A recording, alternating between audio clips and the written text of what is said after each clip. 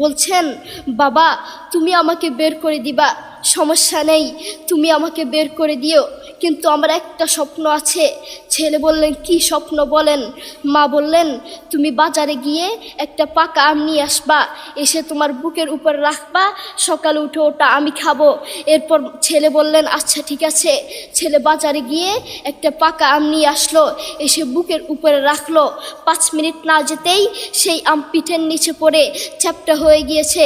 এরপর ছেলে মাকে বললেন, মা তুমি কি সকালে উঠে আমটা খাবে, ওটা 5 মিনিট না যেতেই পিঠের নিচে পড়ে চ্যাপ্টা হয়ে গিয়েছে। এরপর মা চোখের পানি ছেড়ে বলল, বাবা আমি আসলে তোকে খাওয়ার জন্য বলি নাই, আমি আম খাওয়ার জন্য বলি নাই, আমি তোমাকে বুঝার জন্য বলেছি। তুমি আজ একটা রাত এই আমটা রাখতে পারো নাই, আমটা বুকের উপর রাখতে পারো নাই, আর আমি সেই তোমার দুঃখিনী